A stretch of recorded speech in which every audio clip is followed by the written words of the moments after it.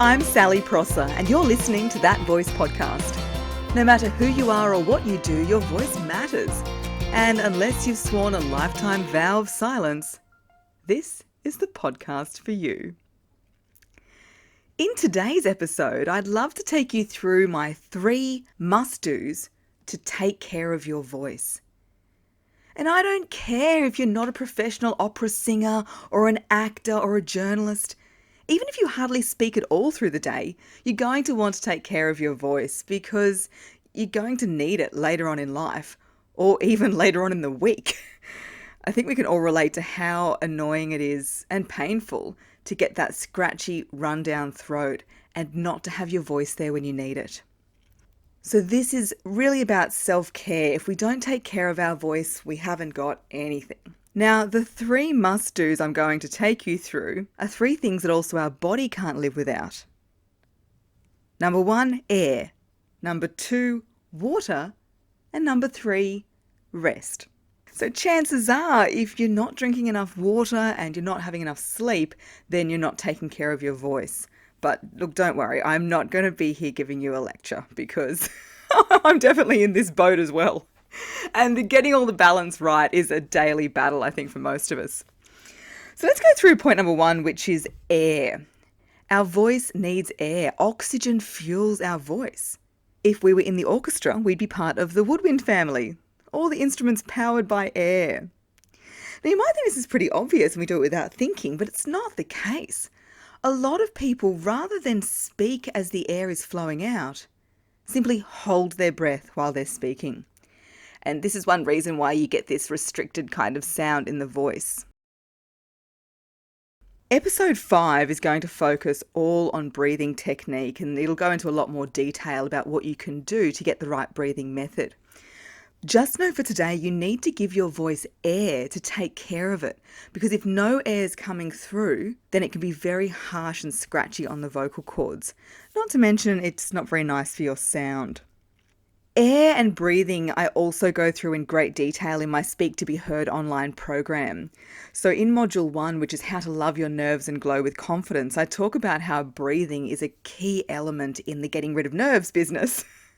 And then in Module 2, which is how to release your true voice and genuinely connect, I talk about how oxygen plays a key role in connecting with people when you're speaking.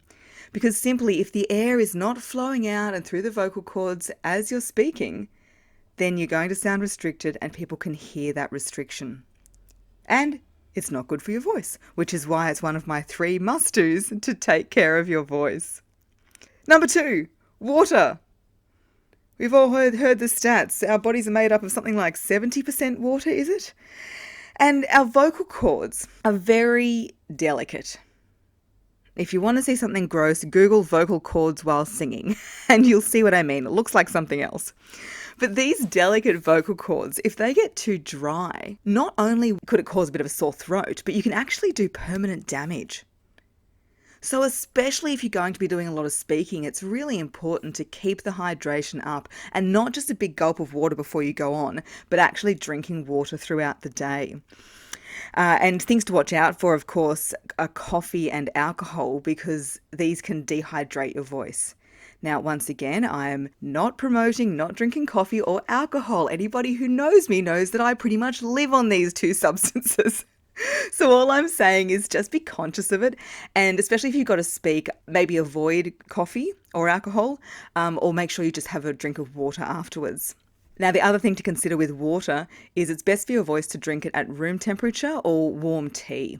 So it's not, if you've got a sore throat, don't down big gulps of icy cold water because that can irritate your throat more than hydrate it. Okay, so we're giving our voice air, we're giving our voice water. Now, finally, we need to give it rest. So even if we're speaking with great technique and even if we've taken quite good care of our voice, if we're overusing it, it's going to get tired. It's like the rest of our body. I mean, you can be really, really fit, but if you run a marathon every single day, you're going to get tired. Your body's going to need a break. And your voice is the same, so make sure you listen to it. If you feel like it's getting a bit run down, throw on some Netflix and be quiet for a while. Your partner or your family might thank you for it. And it will do you good as well. So it's really important to rest. And I talk about this in the next episode where I chat to the fitness guru, Anna McManamy. And it's similar to exercise. In the same way that your body needs a rest, your voice also needs a rest. So there you have it. A nice, short, sharp episode to take you through my 3 must-dos to take care of your voice. The first thing, make sure you give it enough oxygen. Speak on the out-breath. Put your hand in front of your mouth while you're speaking now and just see if you can feel that air flowing through. Number 2, keep hydrated. Give your voice water. Small sips of water all throughout the day. And especially if you live in a hot place. I live in Brisbane, Queensland in Australia. And, it's a high humidity, very, very hot through summer. And hydration is even more important. And finally, rest. Listen to your body, listen to your voice. If you feel like you need a bit of a break, just take it. Stop talking. One of the worst things you can do if you're feeling your voice going is just to keep pushing it. Resting will help it recuperate and prevent doing any long-term damage. Now that's how to take care of your voice. If you want to know how to warm up your voice, I actually have a free 1-minute warm-up, and that's on my website at sallyprosser.com.au/courses, and you'll see my 1-minute voice warm-up is there for free. So jump on that.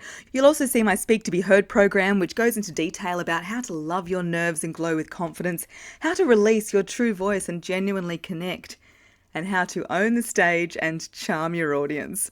So check that out. Hopefully you'll be back here for my chat with Anna McManamy. We had a really great discussion and we go into detail about how a healthy voice relates to a healthy body. Anna also opens up about her struggles with anorexia, and she's really, really generous in sharing her thoughts and her learnings from that experience. She also explains how group fitness instructors manage to talk while doing all the fancy jumping up and down things on the stage. So if you know anybody who's in the fitness industry, either as an instructor or otherwise, then they might want to tune into this episode because it will be very relevant for them. Thanks for listening to That Voice podcast. For more information, head to the podcast page, www.thatvoicepodcast.com.